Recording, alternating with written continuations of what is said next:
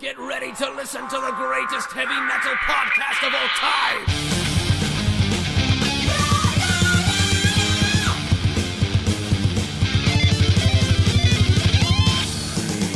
Heavy Metal War Stories with your host, Stevie Peavy. Hey, what's up, everyone? We're back with another episode of Heavy Metal War Stories, and, I've been a big fan of all the guests I've had on, but today something really special is going on, Some people might be flipping out if they were talking about, talking to Jimmy Page or, maybe they're a fan of Eric Clapton or something. But, we got someone just about as cool in my book. Not as many people know, but we're talking today to punk rock's most important superstar, Halen Wrench from the band Kill Halen Wrench. Alan, how are you?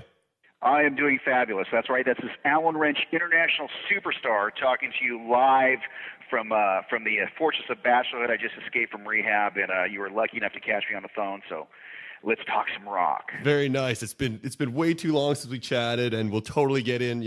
Alan has got probably I don't know for sure what we're going to talk about today, but I know that if it involves Halen Wrench, it's going to involve some serious debauchery. But as everyone knows, on Heavy Metal War Stories, we break it into two parts.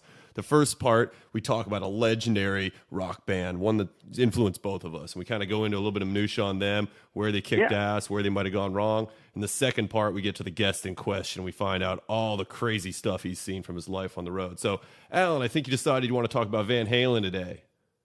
Yeah. Well, one of the reasons why Van Halen kind of came to mind is obviously you're a fan of the Mentors too. I am. But yeah, all the Mentors and Van Halen stories and stuff, and kind of what happened to Dr. Eden Scum when the Mentors first came to Los Angeles, from Seattle, and mostly seeing Van Halen and being around Van Halen those early days, which is kind of a cool era, kind of before they got big and things people may or may not know, that type of thing. And those stories are kind of related to me by Dr. Eden Scum, and kind of interesting in rock history there. Really? So when Heathen Scum came to town, Van Halen were still kind of on, kind of like playing clubs and bars and stuff like that? Totally unknown. Wow. Completely and totally unknown. One of the cool things about the Mentors, I can't remember the actual high school they went to up in Seattle, but in Dr. Basically the Mentors was kind of not necessarily a high school band, but all the guys went to high school together. But it was Sticky White, Peter El Duce, Dr. Heathen Scum. They all were in the same high school, along with Nikki Sixx, believe it or not. Oh, wow. Yeah, same graduating class, same high school, the whole nine yards. But those guys were the Mentors and Nikki Sixx are the same age? They're all the same age. And Van Halen too? No, not Van Halen. Oh, I got it. They were a little older once those guys came. Yeah. Got it. Yeah, the Van Halen thing comes in kind of a second part there. But bottom line, what happened is, in the stories I heard, I don't want to badmouth Nikki Sixx, but kind of the cool rock musicians in that era were the Mentors. Mentors that immediately had a following. And I've heard stories. I'm not going to say that Dr. Eden Scum said this personally, but Nikki Sixx was kind of like the nerdy wannabe rock guy. But the Mentors were the ones that were really really doing the rock, Right.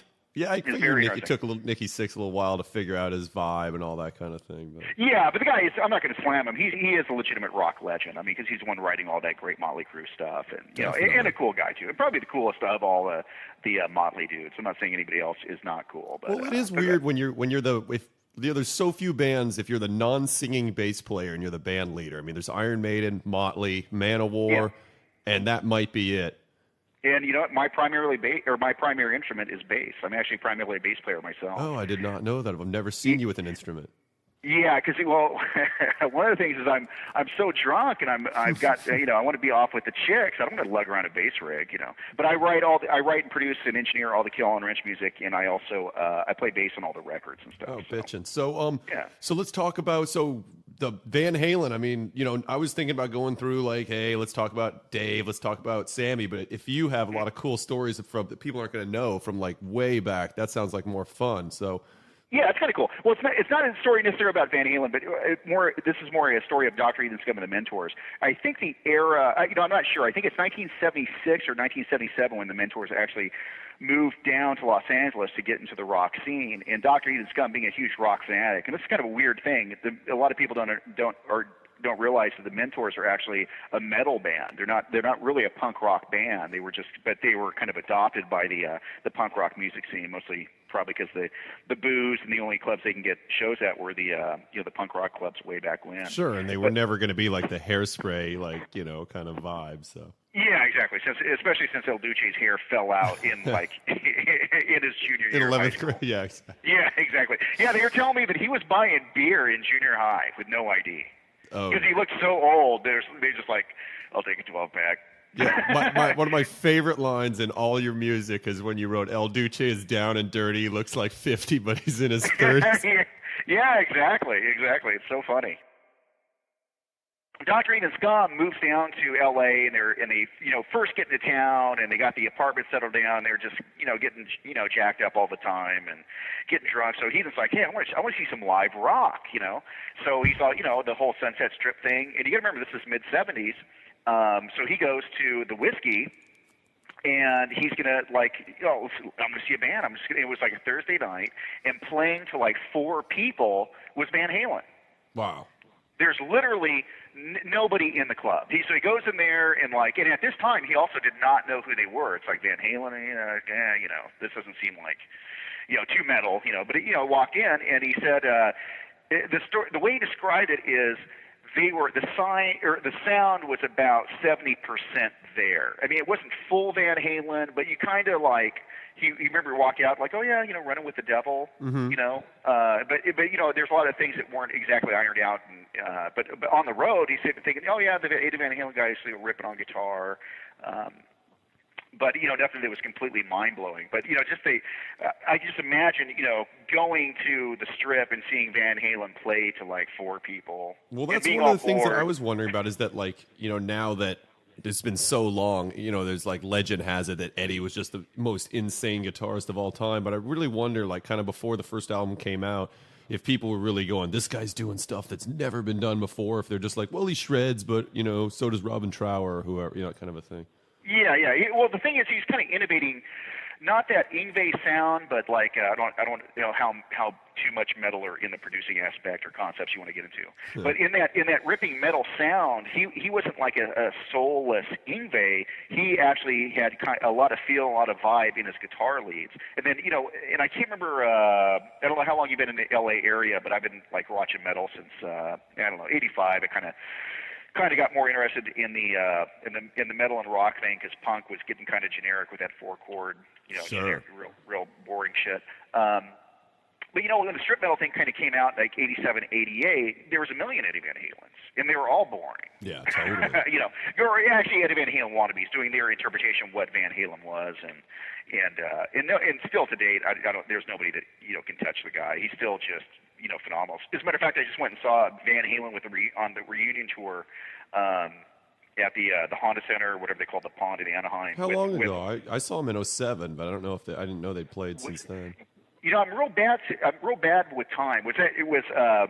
Was Roth carrying around a big giant inflatable microphone? Did that come out at the end of the show? Yeah, I think I saw him at the at Staples, so I'm sure it was the same era, but just you know what? Maybe it was 2000. It could have easily been 2007. It doesn't feel like it's that long ago. Yeah, they had Van Halen's son on bass, which I thought sucked. A lot of lip syncing then, a lot of backing tapes.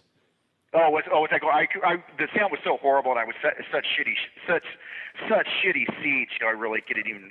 You look out, and Roth is so small. Yeah, but I thought Roth did great, and Eddie. Roth kicked ass. He was okay, but it was just weird. It was like you could tell, Eddie and Wolfie are mumbling into microphones. You hear Michael Anthony's voice just belting out over the. I mean, you got to have Anthony in there. I know they're pissed off because of the Hagar thing or something.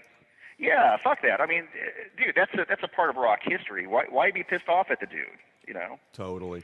But I've heard all the Roth stories. Of Roth's incredibly hard to get a hold or get along with and all that stuff. Well, the thing is, I don't know if you agree, but not that either of us have the inside track, but it seemed like the line was that, oh my God, me, Eddie, and my brother Alex, we're real good musicians, and this Roth guy's just an egomaniac nut job, and we can't deal with him. And as time goes on and on and on, you kind of you learn more and more about Eddie, and you're like, okay, maybe he's the friggin' nut job, where he's kind of this hermit alcoholic, kind of holed up, and gets in a fight with every lead singer he's ever had, and that kind of thing. Yeah, the dynamics are weird. The thing that happens too, and this happened with Kill All and Wrench when we were touring. There's a dynamic that happens when the band is small, to where it kind of breaks a little bit. You hear the story a lot of times, but a lot of people don't understand it. People will rock star out. Like, you go from doing small clubs, and all of a sudden you're doing 2,000, 3,000 person shows in Europe and shit. Yeah. Well, all of a sudden, first thing is like, okay, where's the money? I want my own bus. It's like, what? First of all, I stole your money. You're not getting it. The show after this, we're not getting any money. It's like, be happy with getting free booze and fucking all the groupies, you know? So there's a weird dynamic thing, and you can imagine being in Halen, you know, because I think, I don't know if that Us Festival 2 thing was where Halen got the biggest front end payout of all time. You remember they got the $1 million? Yeah, it was $1 million for a show, and they were fucking drunk off their ass. Yeah, I was actually at that. It was incredible. Get the fuck out. Oh, dude, I was there. Yeah, that was. Let's see, I'm 43 right now. I can't remember what year that, 83 or something like that. Yeah, I was actually there. You know, it was really cool, and it's a great thing. And that was, you talk about like a metal just jackpot. Oh my God, Priest and Ozzy, and actually Crew was there. Crew was really shitty. I think they opened it up. Yeah, there's YouTubes of Crew. I think Quiet Riot went on before them, but there's YouTubes of Crew, and they look cooler. I mean, for daytime, they look cooler than they ever looked. Like, Vince had the whitest hair, Nicky was like tall as shit, but they sounded. I mean, Vince, you're like, it was so shitty. You could never look at that YouTube and go, yeah, that guy will have a singing career. Yeah, exactly. They got to be in a dark club for that, you know, for that strip metal-ish look, you know, right. That motley look. Oh man, but yeah, dude. Oh my God, what an incredible thing. But yeah, so you throw a band at that level with that much money and that much just, you know, ability to talk shit and demand shit. Yep. I mean, when you get the thing with, you know, when the band's small. It's like, here's a Kill All and Wrench story. When the band's small, it's like, okay, well, we want beer. And they're like, okay, we'll give you like 4 drink tickets. It's like, oh, wait a minute. There's 5 guys in the band, and 4 beers won't even, you know, I'm not even getting out of my car with less than 4 beers. Right. Okay, well, then, like, I was my first European tour, I get my rider, and I was like, is this a joke? You know, they're like, well, what do you want? I'm like, okay. I mean, it was so bizarre to me to even be able to ask for stuff. I'm like, okay, well, first of all, we each want a case of beer. My drummer wants a bottle of generic vodka, and for food, I want like white bread that's kind of stale, and I want cheese for my guitarist because he's a vegetarian, and a gay porno mag because anybody who's a vegetarian is probably a fag. Nice. Okay, so I'm I kind of as a joke, we show up and all that shit's there, and it's like, wait a minute, you know, that's kind of weird. There's like cheese and a gay porn mag. I'm like, that's for you, dude. You know, people, and it's like, man, you know, and then like the next show, and that was just the starter. Then we'd all pound the beer, and then like they bring out even more. So it was like the first tour. I'm like, man, I'm drinking like $3,000 worth of booze. This is great. I don't even care if I get paid or not, you know. And that's like, you know, a semi-popular punk rock band in Europe. Imagine doing arena tours, what you're getting, and how the egos just go out of control. Oh, sure. And, you know, and that's actually something I think is interesting. I mean, everybody knows Roth has a huge ego, and I think conventional wisdom says that Eddie is this musical genius, freaking reinvented lead guitar or guitar, rock guitar practically, had the Brown sound, and he had this asshole pretty boy who can't even sing, who's like dancing all over the place doing high kicks. But I disagree.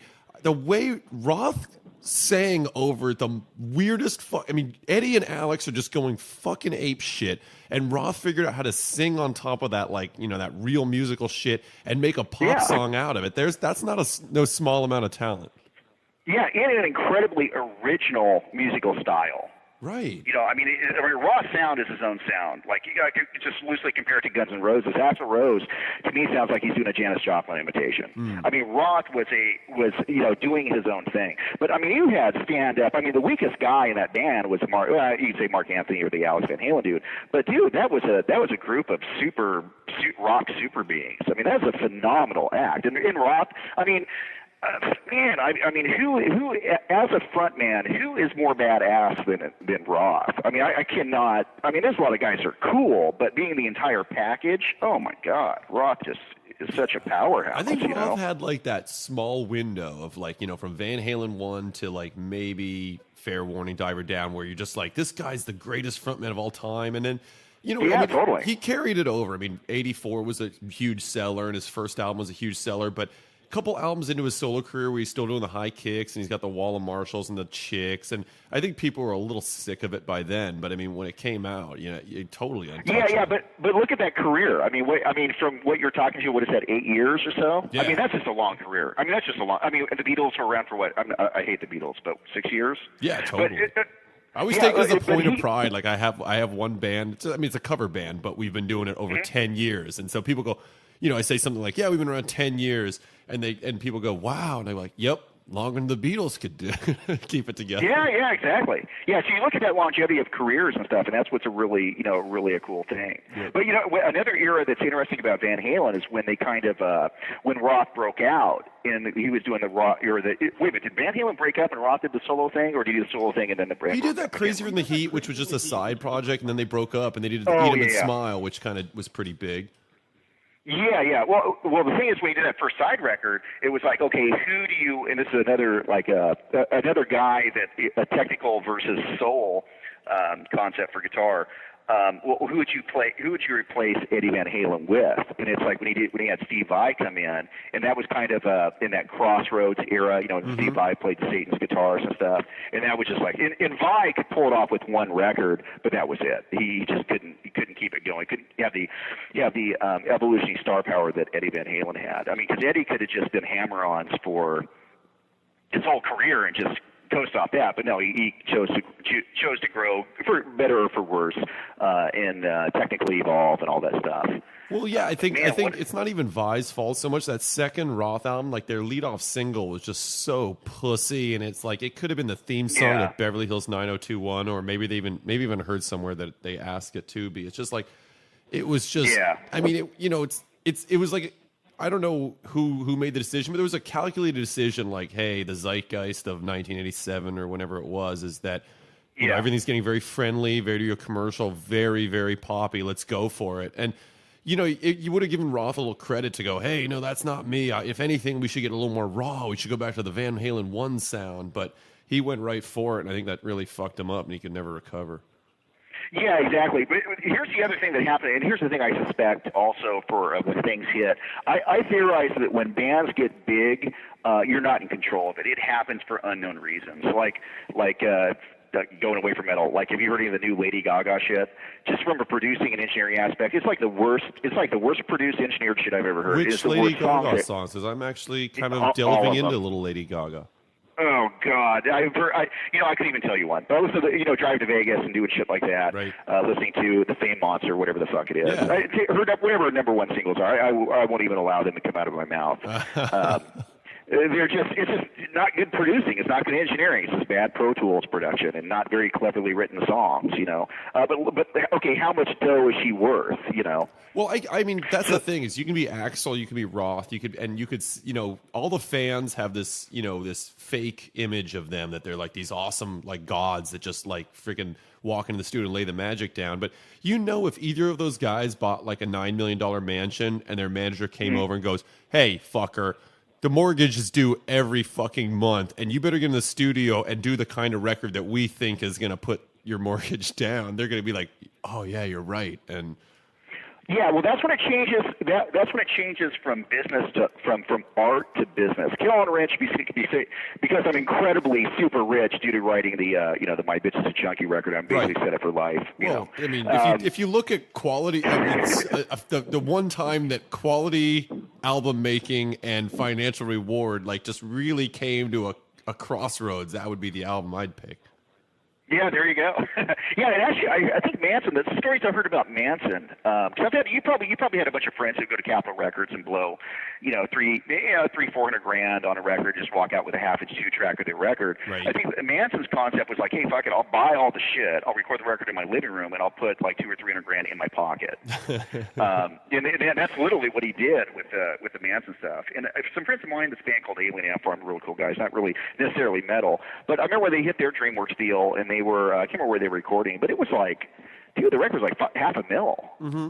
And I was thinking like, fuck, you could buy a house, get a cassette recorder, buy booze, keep the house after the record's done. Did they do that? Bought all the money. No, they didn't. They should have. They should have said, "Great idea. We'll record 9 songs of garbage in our tape recorder, a Michael Jackson cover, and we'll call it done. Yeah, but I mean, that's what a lot of bands do. And actually, Voodoo Glow, some other friends of mine, a band called Voodoo Glow Skulls, they did a record with that Garth guy. I think the record's called Fear Me. This is punk rock stuff, but they did an Epitaph deal, and I think it was $300,000 or so. Wow. But yeah, they're telling me the Waldorf Astoria. They're emptying out the mini bar every night. They're flying their friends in from outer state. They're partying out. 300 G's is gone. The record sold a shitload. I mean, I think it. Man, I think they almost went flat. I couldn't tell the units. I think it's 300,000 or so, 300 or 400,000 units moved. But when everything is said and done, they didn't have any money left because they blew it out partying out in like 2 or 3 months. Well, that's like the curse of like your 10. Well, if this podcast is any indication, is a curse of 1,000 great rock and roll stories where a band actually has a chance to like make a career, but they feel they have to live up to all the fucking debauchery that's come before them, and they're like, fuck it. It'll be a great story that we blew $1 million, and that's why we're living in apartments with roommates. Yeah, that's what's so badass.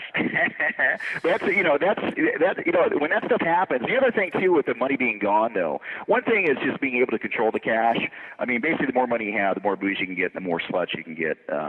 That's my formula. Oh, but clearly. But when you deal with those major record deal or label deals, there's a whole industry that's there to rip you off financially. People think that when anything's going on with say you sign to a major label deal. Anything that goes on with the recording, with producer's hotel room or limos or anything that's all being billed back to the band. Well, people, not only that, think it's free money. It's not necessarily money, being billed back. Like, say you run up $100 bar tab, which is obviously mild compared to what bands can run up. Oh, yeah, that's nothing. Then it's not like you have to sell $100 worth of records. You have to sell... Your percent is like 20% of 50% of 40% of 30% minus breakage, minus cross collateralization, all that kind of shit. And so basically your $100 bar tab is like $10,000 of your album sales that now are negated and stuff. Yeah, exactly. It's like 10. It's like I think it's like 10, ends up being 10. In reality, ends up being 10 cents a unit and stuff. Right, but they don't pay you. It's just nothing. They don't necessarily. I mean, they have they called. I'm sure they still do it. I think they call CDs new technology and take a new technology discount off every CD sold. Probably. You're like, new technology. They're cheaper to make than records, and they came out in '85. Oh yeah, totally. It's funny. They did back to that Voodoo Ghost Skulls band. They did I think Fear Me. They did some $high-dollar videos, and they did a couple records later. They want to do a video. I'm like, hey, let me produce and direct a video for you guys. And I did this video for the drop-in, and it was like it was a statement of low budge. I think I shot it, produced it, chopped it, and it was like $9. Right. Like, dude, it's no joke. It was $9. We needed like two. We need two mini DV tapes, and I shot it all in Mexico when they were like going down there for some tours. And it was done in like 2 days. And they were just like, "Oh, this is amazing." It's like, yeah, it's kind of shitty, but for a $9 music video, right? But then people go, "Wow, how much did it cost you to get all that grit, that realism? We spent $1 million on our video. We couldn't get that realism that you got." Which, if you think about it, brings us all home to the Van Halen video Jump, which got more play than any video of all time. And that was shot for fucking $9. Yeah, exactly. I love that video. Van Halen, the media Van Halen was doing back then was just so great. The videos were scale because music videos weren't really figured out. Right, totally. That Pretty Woman video. Oh man, it's so crappy, but that's what makes it so just kick ass. But I think that. It was Chuck Klosterman, who's like a pretty funny rock journalist. I mean, a lot of people just can't stand him when they see him on MTV, but like his written word pretty much kicks ass. And he was saying something because he was 11 when that came out, and he said, I mean, that video was made for shit, but dude, everything that was great about Van Halen was like distilled in that video, and stuff. Oh yeah. It's funny, those magic eras. It's like you almost don't know that they're how much you appreciate them until they're gone. Were you hanging out on the Sunset Strip like 88, 92? No, I was too young. Oh, were you? Okay. Yeah, that was another magic era where all this shit was going on, and like, man, it's just not there anymore. Yeah, I do have some metal cred. It's kind of funny when we do Europe, they think we're like a black metal band, and we do the U.S., they think we're like a punk rock band. You know, there's going to be like 2 or 3 or 5 people listening to this that don't know who Kill Alan Wrench is, and you know, they heard me kind of talking it up, and they might say, well, Stevie, you're just like, you know, being nice to you. No, these guys fucking kick ass, and they bring it. But if you're European, I could see where they might think that you're a little bit black metal, because they come out all in priest outfits, and Alan's got the devil horns and the satanic eyes, drinks from a goblet of blood until he's just fucking covered in blood, and he's got, I think, vampire, you know, you got some serious fang action going, I think, right? Oh yeah. I mean, I could definitely see, like, music aside, if anybody saw a picture from like a previous live show and they were like a Burzum fan, they'd be like, oh, this is the new thing, we have to check it out. Yeah, exactly. But it's kind of cool to get that crossover, because you do run into, I run into some famous, black metal guys and just metal bands over there. You ever heard of a band called Centurion by any chance? Satyricon. They're kind of. Satyricon, yeah. Run over to those guys. You run it. It's kind of cool when you're doing the music thing and your band's kind of big. You're just kind of running around in like interesting music circles and meeting interesting fans. Yeah, and it's just like that whole, it's such a cool, thing. And then the Kill Alan Wrench band, being lucky enough to do, the international touring. We're mostly Europe and U.S. and we get up in Canada. Actually, the Mentors just got busted at the border in Canada. Oh, no shit. Yo, dude, it was a horror. This just happened like 2 or 3. Have you heard about this? No, I haven't. I haven't talked to Mark. Mark's the drummer and singer of the Mentors now, but he's a cool guy. But I haven't talked to him in a while. Yeah, exactly. But anyway, they went up there and they tried to sneak into the country, but I guess what kicked it off, they did a bunch of Heathen did a bunch of radio interviews and stuff like that. And they were doing the, do you guys actually hate homosexuals? Do you torture women? Right. They're doing all this stuff. And the thing about Canada does not have freedom of speech. Freedom of speech is a uniquely American thing. A lot of people are just not aware of that. But Heathen was, it's kind of strange. Heathen did so many radio interviews and it got so much press that they kind of came through when they came to the border.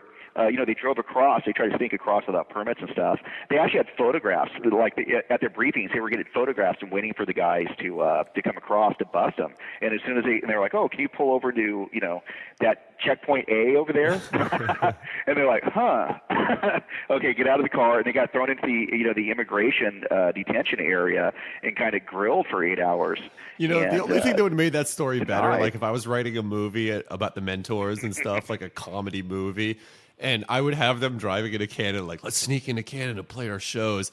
And like the border guy would like see them and go, your papers, and they'd say whatever. And he'd look into his booth and he'd be like, he'd see a picture saying, do not let these gentlemen in. And it'd be like 4 dudes in hoods. Yes. Yeah, he's wearing a hood. And then like, and then like the one dude in the back seat is wearing the hood that the backing singer doesn't play an instrument. They're like, fucker, we told you not to wear the hood while you crossed into Canada. That's great. Oh man. Yeah, we get up there. Kill Alan Wrench plays up there. We're like huge, and I love that area. I love Canada, but we come in on different flights. I mean, different flights, different cities. Yeah. I mean, it's totally and completely in disguise. Well, that's the thing is, I mean, you can clean up. I mean, I could totally see you, like, if they have a picture of the blood and devil horn and fang thing, and then you just kind of like part your hair properly or wear a hat, people would be like, oh, look at this fine upstanding chap, let him in. Yeah, exactly. But it's a bitch to get up there. The other thing is Canada too is big on, if you're going up there to play. I was just talking to Dr. Eden Scum a few minutes ago on the phone. When you go up there to play, they're so defensive about any kind of job. Like if you're there to work, their attitude is like, hey, if you have a club up there or a bar and you're having a band play, it better be a Canadian band. It better be, why can't you find a Canadian band? Yeah. Why are you bringing in Go someone get from Triumph. Why do you need Kill Alan Wrench? Yeah, exactly. They do need Kill Alan Wrench. Who doesn't? Oh man. All right. Well, let me just. I'm going to break it down here. I mean, I'm going to say, in interest of full disclosure, I've got a bunch of Van Halen records, and I do like Van Halen a lot. But Van Halen came out with a couple greatest hits records recently, and I just looked at them and said, Van Halen already has a greatest hits record. It's called Van Halen 1. And I mean, I think we're getting on a roll. I think we're going to have to kind of kind of put it to bed, but my final thoughts on Van Halen were, the original years kicked ass. I didn't like Diver Down much at all, but the rest of it pretty much ruled. The Hagar shit can go fuck itself. The Sharon shit isn't even worth talking about. It's cool they're back together, and I'll be interested to see what's going on next. Your thought? Yeah, great. Possibly one of the greatest rock bands of all time. I mean, an original sound. Yeah, the early days are just golden, and did change music and defined an era. I mean, until the '80s. I think I kind of, Right. But it's good to see the guy. It's good to see the guys in. When Michael Anthony comes back, which I hope they'll bury the hatchet. Yeah. Is it Michael Anthony? Yeah, Michael Anthony. It'll be great. It's a great band. I mean, you're seeing iconic rock dudes and stuff. There's an amazing picture. I'd love to I might put it on my website. I might not. So look for it or don't. But there's an amazing picture from that tour that we were just talking about, the one in '07. And it's Eddie, and he's shirtless, and it's like backstage, and Roth's wearing his he's got that bullfighting kind of jacket, but he underneath he's shirtless. And they're both got short hair, and they're both like wrinkled as shit, and like Eddie's got a cigarette in his mouth, and then he's like holding up the lighter, and he's lighting Roth's cigarette, and Roth's like leaning in, and they're like two like really like way beyond their time prize fighters that are still going for it. And it's just it's black and white, it's fucking awesome. If I can get it together, I'll put it up there. So anybody go on heavymetalwarstories.com and look for it, you might see it. But that kicks ass. Yeah, I mean, it kind of like really distilled. I don't know. Roth is like kind of like Paul Stanley. He's a lot fruitier now on stage than he ever was in his prime. Yeah, it's a different thing. He was like, when I saw him like at that US Festival thing, it was a lot. He was a lot more badass. Guys, a lot of time's gone. A lot of time has gone by, but no matter what he's doing now, he's still a historic rock figure.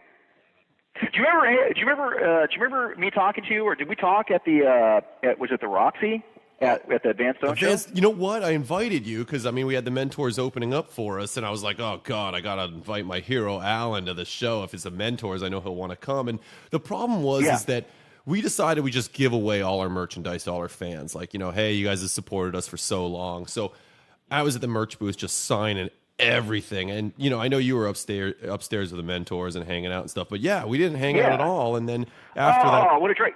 Yeah, after that show, I said, oh, fuck, I wish I'd hung out with you. I haven't seen you. And then, you sent me like fucking 6 T-shirts and 12 CDs and 500 stickers and a care package. So yeah. Yeah, I was going to hang out in the backstage area, but Van Stone was lacking some clothes. Oh yeah, actually, that's pretty much that's never rare for the whole Van Stone situation. Now, dude, what is that? Or do you want to talk about another segment, or? You know what? Yeah, no, keep that on deck because sure. One of the trademarks of Heavy Metal War Stories is always have a badass guest with insane stories to tell, and and a lot of times, sometimes it might be, who knows, Judas Priest lead guitarist. Hasn't happened yet, but it might. But other times it might be some fucking guy that half the audience is like, well, who is this guy? They're just talking about Van Halen or Manowar or something, and then the second half, we totally go into it. I don't really give them all the hand jobs they deserve in the first half. So what I like to do is start off with a song, and this is the first song. Well, it's the title track of the first Alan Wrench album I ever heard. Yeah, album's called "My Bitch Is a Junkie," and if you see this album cover, it's Alan in hell, giving the metal horns with lasers shooting out of his eyes and devil horns on it. And it's called "My Bitch Is a Junkie," and so here's the title track. Check it out. We'll be back with more Alan Wrench in just a couple minutes. Yeah!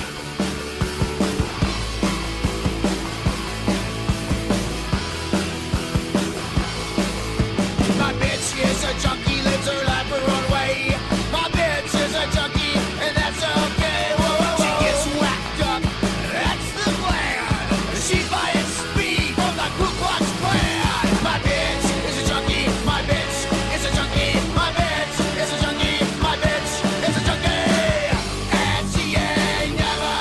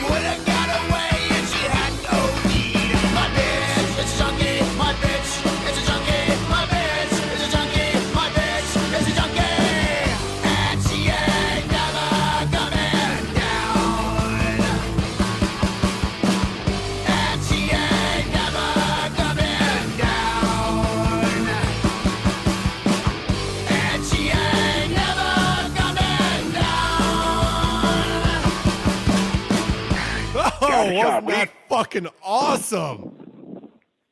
Incredible. How did you come up with that? I mean, it's got it all. It's got drugs, bitches, periods. I mean, fuck. The secret to my rock success is just sharing a little bit of my everyday life with all my friends and fans out there. Well, I in think radio it's the land. life that everyone wishes they could lead, but only a few have the balls to actually make it happen. My life pretty much is like a heavy metal video. It's kind of kick ass. That actually totally spoiled. Jesus. Right. So where were we? We were talking about the Roxy Naked guys and Mania. Dude, Van Stone is an incredible band. Oh. That band is so badass, and so it just, oh my God, what an incredible thing. Well, you know, before Van Stone was even created, there was Kill Alan Wrench, and I'm not saying that you guys were a direct inspiration or anything, but I think that people who could appreciate one could definitely appreciate the other. Oh yeah, totally. Well, Van Stone, the humor, it's an intellectual. Van Stone's actually an intellectual project. Is that DVD out yet?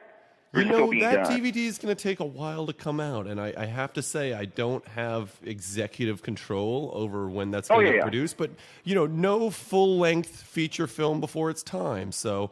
Yeah, exactly. It'll be incredible. It'll be incredible. Yeah, it was just so. I mean, so great live. Oh my God, just everything was so kick ass. Yeah, I mean, we've our lead singer's got his personal demons, as I'm sure you've wrestled with some of your own. I mean, if you're gonna live the life as a rock and roll super god, sometimes there's a downside, and some people are only too proud to pay the price. You got to battle harden with the booze. Right. When you feel weak, that's a signal to drink more. That's Totally. a secret. Wow. So, I can tell, I've had a couple interviews with some guys that I know some dirty things about. And I didn't need to do a pre-interview. I just said, hey, I bet you got some good stories. And they said, oh yeah, there was this one time where the bus broke down. It was pretty crazy. And I'm like, all right, you don't want to friggin' take names and friggin', incriminate your friends. I won't push it, but I don't think that's going to be a problem with you.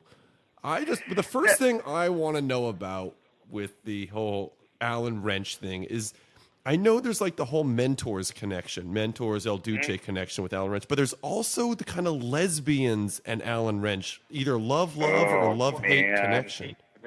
This just happened too. Oh my God. There's a weird thing. There's a song I can't remember which my records it's on. I think it's My Business Junk. It's got that song Dyke Chicks. Dude, Dyke Chicks like to do it.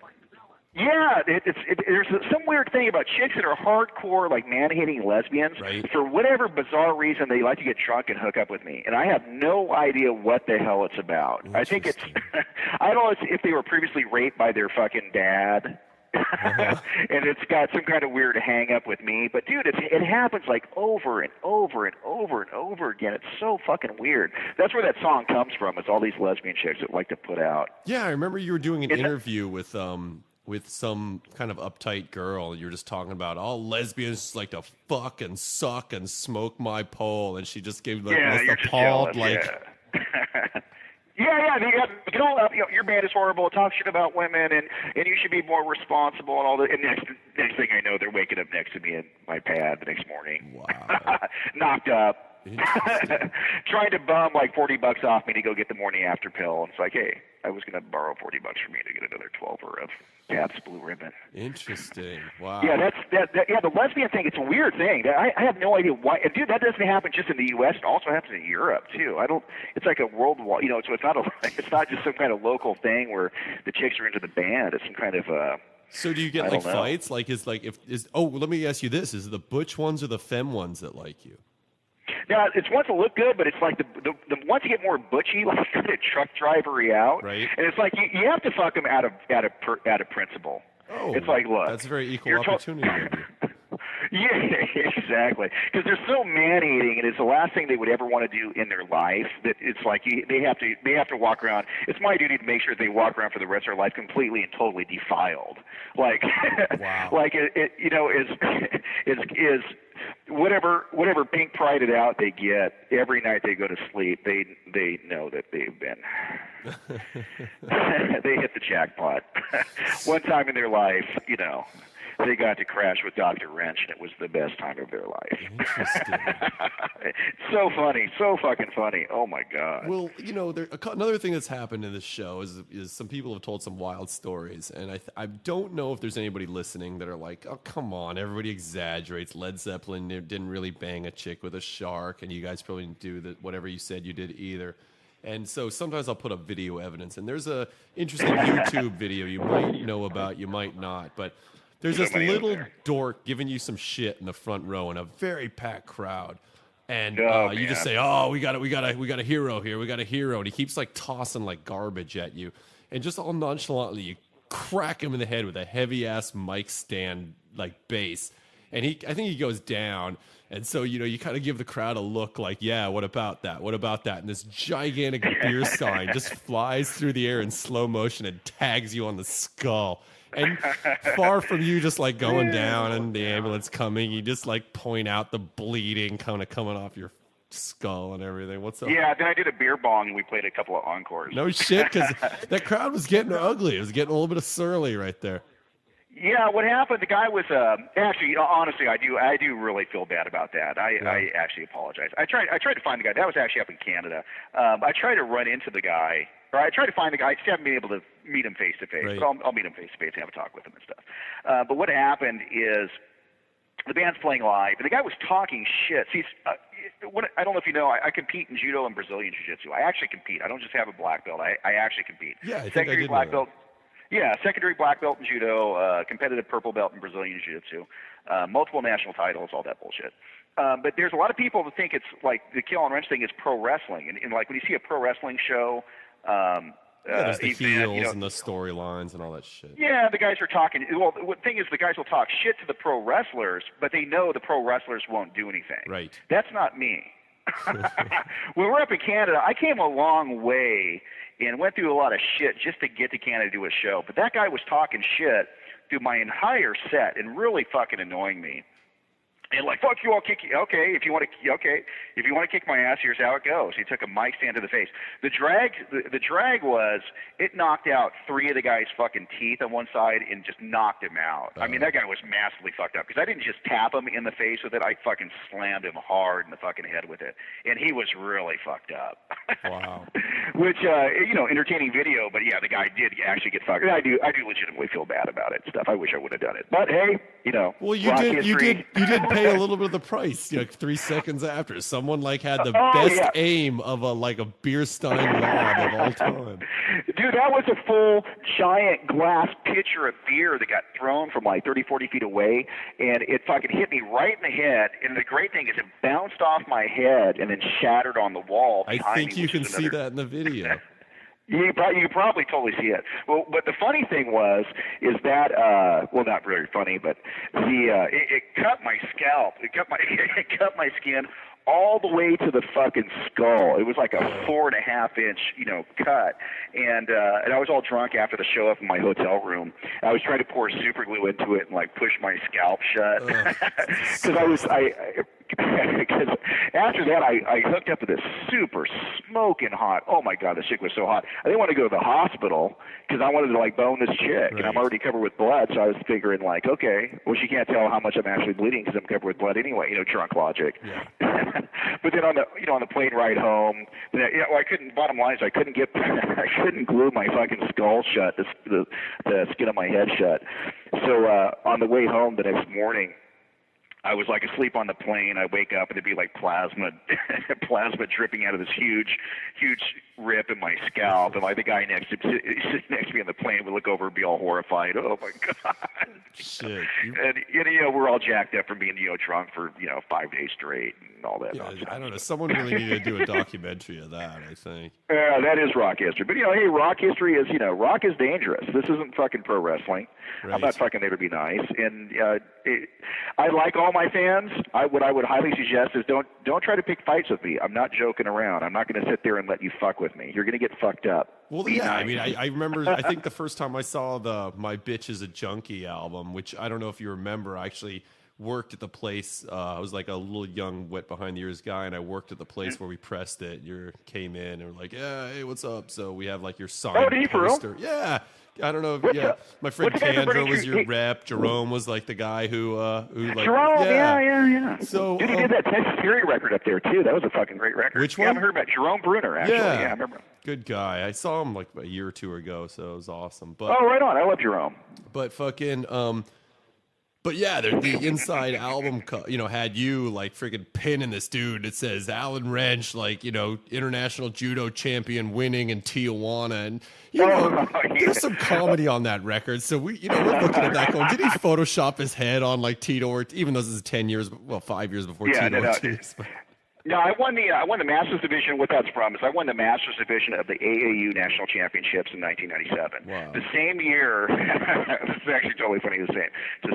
The same year I fought. This would be, before the UFC, before all that stuff got big. The same year I fought the Mexico National Kickboxing Champion in a cage in Tijuana on Cinco de Mayo. it's so fucking funny to even like say. that double life, It's especially, some people are like, wow, I'm a fucking rock star by day, and no one knows that I really make my money as an accountant, and I kind of live a double life. But I mean, it really takes a fucking ass kicker to go, well, by day I beat people's faces in and do arm bars, and then by night I drink blood from a goblet and sing punk rock. Well, here's an interesting thing is, Alan Wrench has been going on for a decade or more. And it's been going for a while.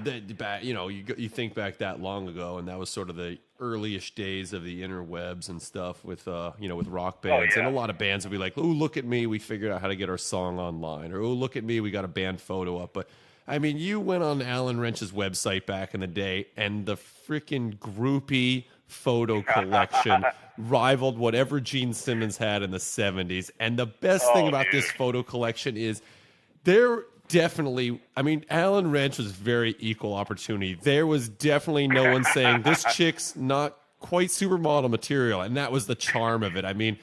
There were some hotties and there were some girls that you're like, whoa, is that even a girl? And you had to respect it. You had to just freaking totally get into it. Hey, fat chicks have big tits. Dude, and they wore Alan Wrench stickers between their tits. Oh, dude, it's so fun. Yeah, that whole thing, the Kill and Wrench groupie thing, oh my god, it was out of control. It just exploded. Yeah, it's so cool.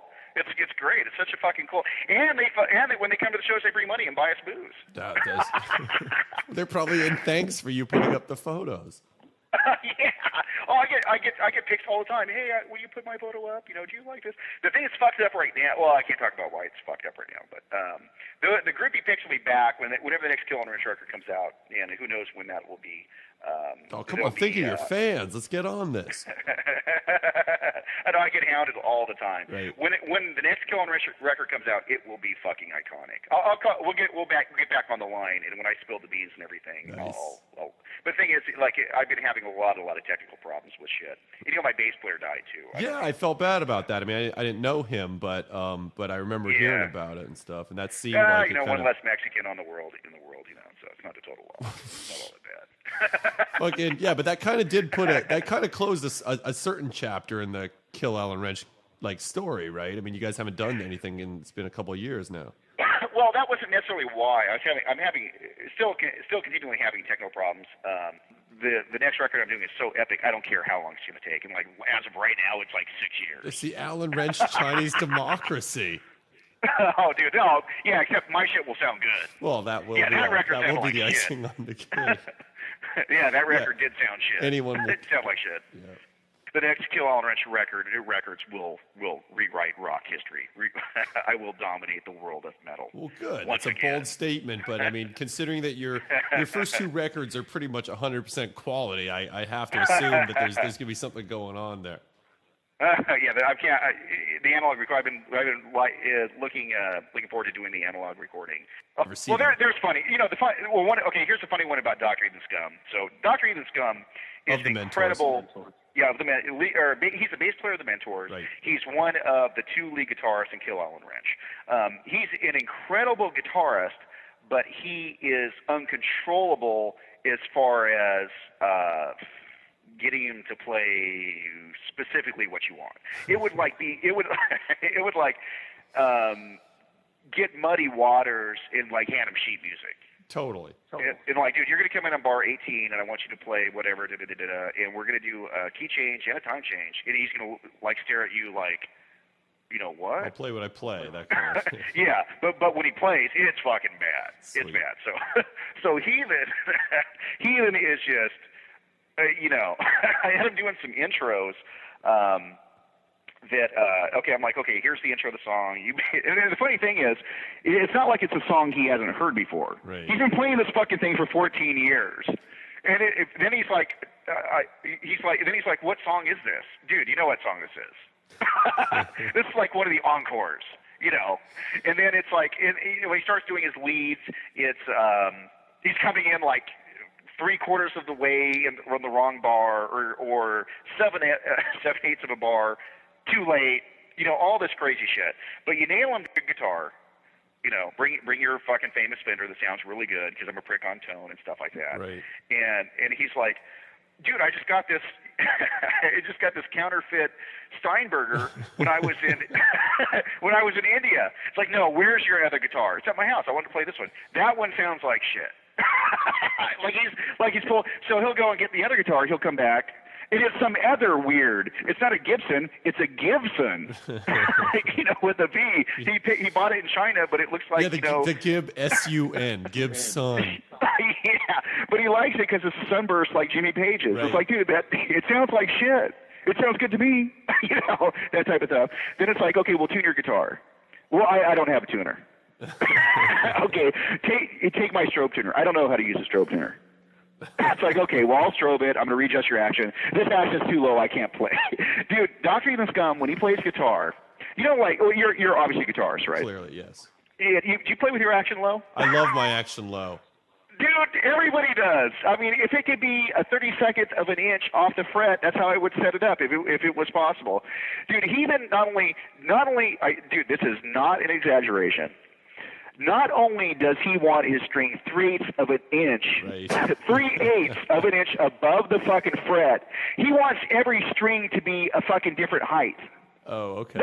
That is no joke. Wow. And then what's funny is you got chicks all over that like want to rock and want to party, and I'm like incredibly pissed off. And then they're all waiting when's Alan gonna fucking, when am I gonna be kicking down with the action, and when's the makeout session gonna start, and when am I gonna be partying? And I'm fucking like pissed, and this is going on for like 10 hours, so it's the funniest thing in the world. Then after I fucking finally get him up and running, and Heathen's not a one-take person.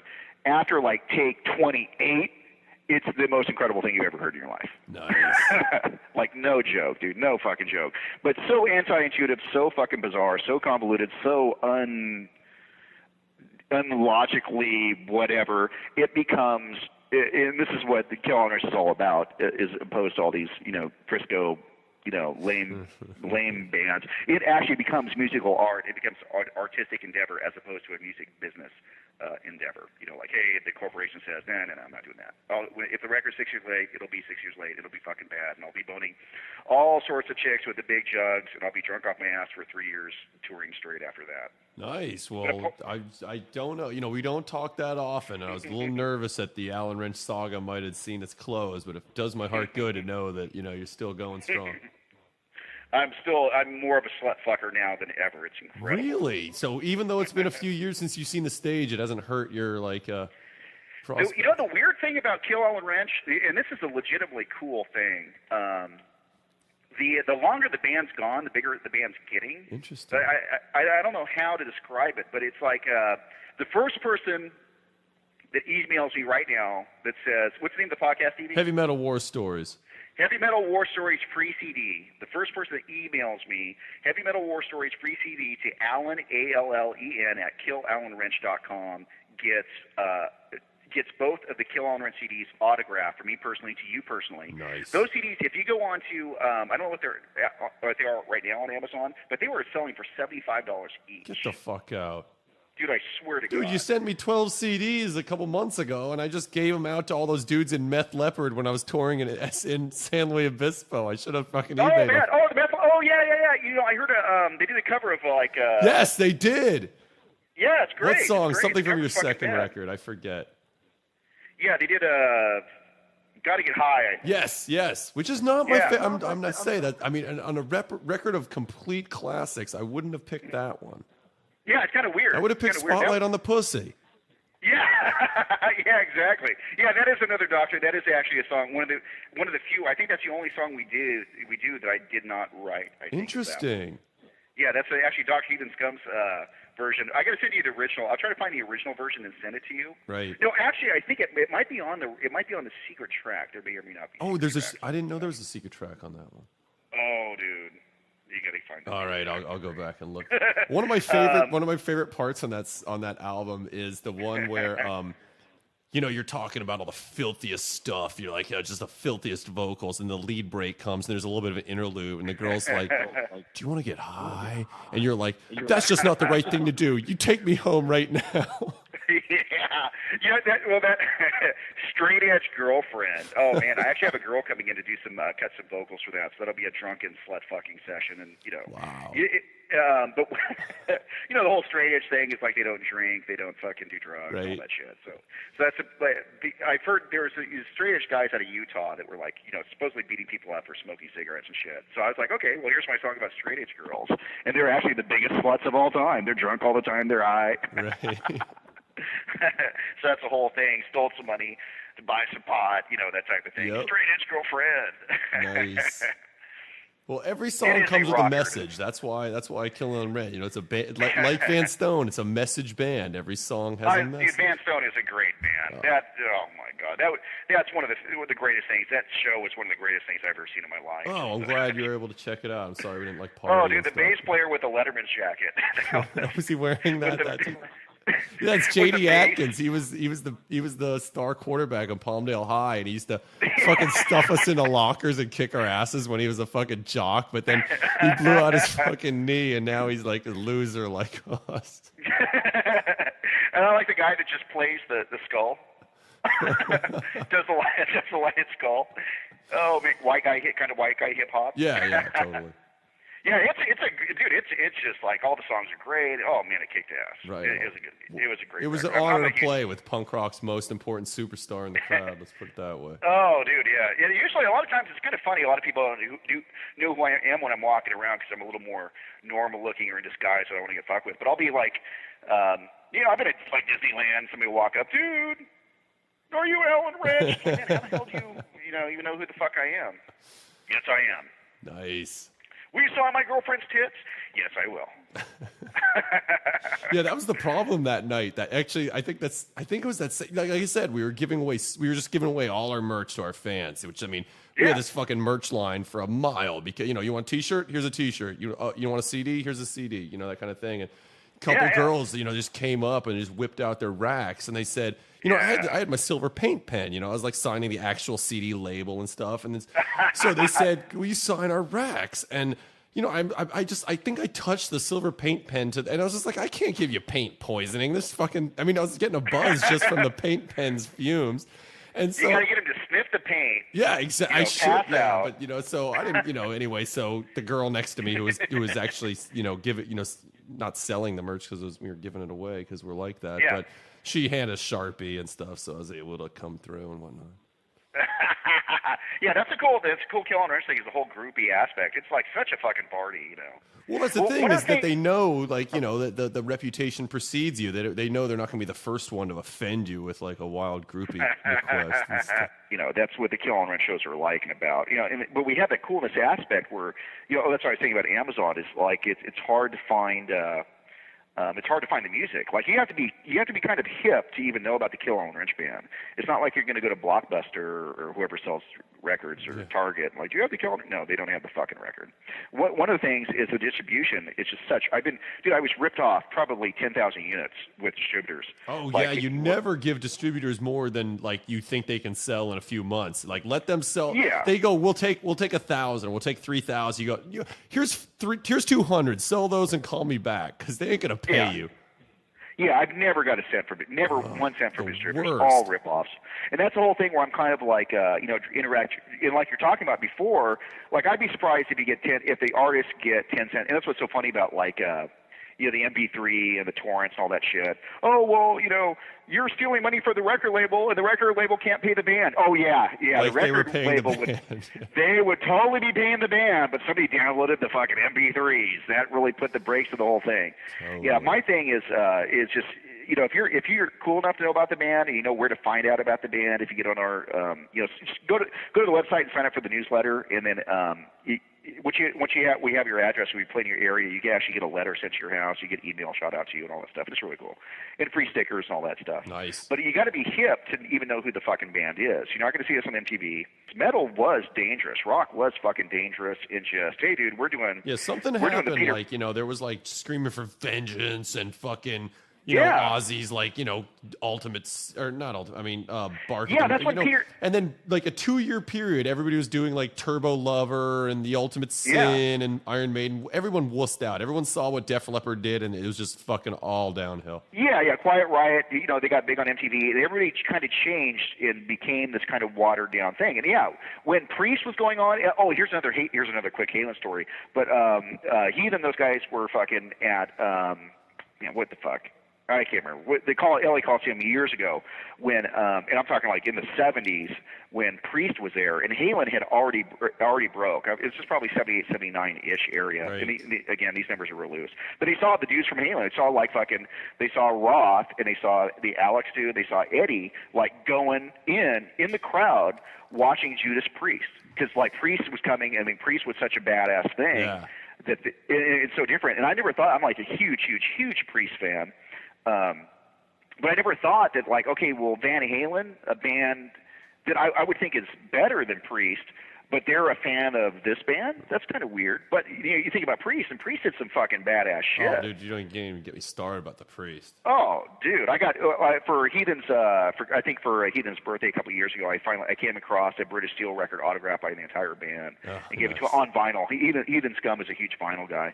So I gave him a fully autographed British Steel, and I was all pissed off because I wanted it for myself. I was like, "Oh, you'll love this." I'm like giving it to him, like, "Fuck, I would love this. What the hell am I doing?" As I'm handing it over, like, "Happy birthday, dude." Yeah, my birthday I had this big party, this fucking awesome party, and my friend James, James doesn't drink, and he was shooting like a video for someone, so he came in, totally like Nicky Sixth out with his eye makeup, and everyone's making fun of him, and I'm just fucking gone by then. I just look at him, and I just go, "What's up, Avenged Sevenfold?" And he's like, "Oh," no one else is fucking decked out. He's in his black and everything, and he just goes here, and I open up this bag, and it's like this tour program from Defenders of the Faith, and it was like, what else? Like some other like photo book of Priest and some other Priest thing, and then an autographed Ian Hill pick and all this, and I'm like, oh shit, it's just like this mother load of like Judas Priest swag, and I'm not a huge collector, but I was like, fuck, this rules, and I was like, and he's like, you know what, I got this for you, and I go, because you've never gotten me a fucking birthday present before, and he said exactly. Oh, that's great. That's so cool. Yeah, making that connection with people that you're fans of. It's like you have those autographs and those photos with the people. That's why I'm like always, if people are, to me, it's like also really flattering if people are fans of the Kill on Record project. Yeah. And that's why I'm always like taking photos and like I'm always cool. Like, hey, because I've ran across a couple guys I thought were total pricks and kind of ruined it when I met them and stuff. But I always have that in the back of my mind, Yeah. And rock defined music. It just had that super stardom, thing that was just so bitch and so cool. I'm like, fuck, there's, as opposed to kind of a prepackaged generic, whatever female manufactured star of today is. Totally. Lady Gaga, Britney Spears, whatever. They won't be here next summer. Right. But rock and roll will live forever. Yeah, and so like you said, Alan goes the extra mile for his fans, and if you don't know him, you heard My Bitch is a Junkie, and I want to play another one.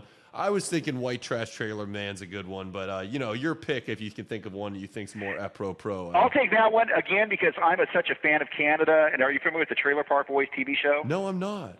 Oh, dude, you got to get in the Trailer Park Boys on Netflix. It's the greatest TV show you'll ever see. It's from I found that out from being Canada. My song came out before the TV show came out, and I thought that would be the ultimate song for that They should TV have show. theme songed it, huh? Oh, dude, it would be the incredible. The theme song they have is really good, but if they had it's all about that. White Trash Trailer Man is incredible. Right on. Well, I think so Incredible too. story. That's why I picked it, and we're gonna let everybody listen to it. So thanks, Alan. And here's White Trash Trailer Man.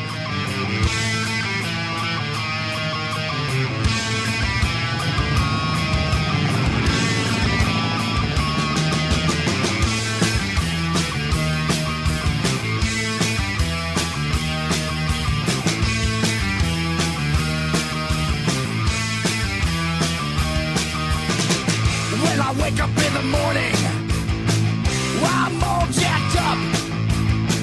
I stink like weed and some dumb slut. When I wake up in the morning, I kick that slut out and bring in another piece of trash that's down and out. It's the booze and the weed and the sluts and the speed. I'm a white trash trailer man. When I wake up in the morning, I don't pay my bills. I spend all my cash on weed and pills. When I wake up in the morning, I got the stolen checks. I find something cool for my bitch that looks like a wreck. It's the booze and the weed and the sluts and the speed. I'm a white trash trailer man.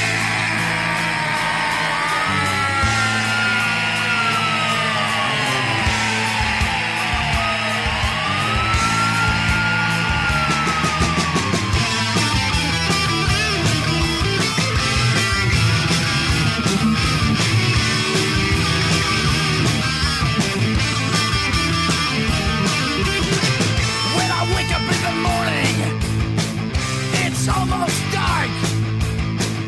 I'm the speed freak king of the trailer park. When I wake up in the morning, I'm down to spin. I'm gonna stay up all night long and do it again. It's the booze and the weed and the sluts and the speed. It's the booze and the weed and the sluts and the speed. I'm a white trash trailer Man! Oh, yeah, it just hits me where I live. Woo! What a great episode. Thanks, Alan. Anyway, I've been Stevie Peavy. Thanks for listening again. I thought that went well. Thought Alan had some funny things to talk about. Anyway, email the show if you want. dsdgods@gmail.com. I'm getting some good emails. Maybe I'll share them sooner or later if I can be bothered. Check out the website, heavymetalwarstories.com. You know, don't just listen one at a time and then you'll forget one week or another. So subscribe to the podcast. We're on iTunes, Heavy Metal War Stories, and whatever software you use to subscribe. So go to it, and we'll see you next week with another crazy cool guest, another good friend of mine, rock superstar. You never know who it is until I come on with it. So keep listening, and I'll see you soon. I'm out.